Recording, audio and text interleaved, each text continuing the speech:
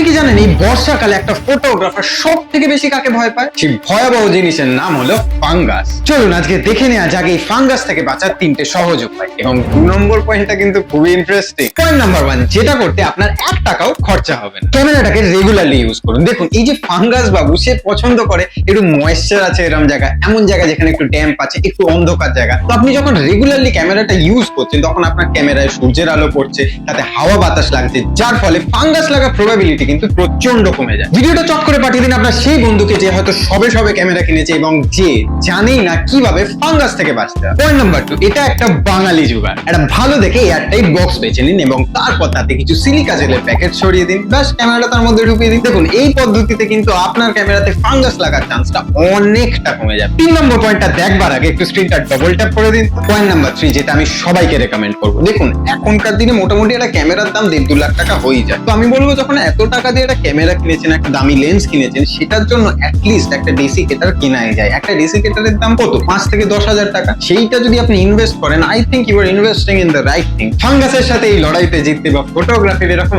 আরো ভিডিও যদি দেখতে হয় তাহলে সাবস্ক্রাইব করে নিন।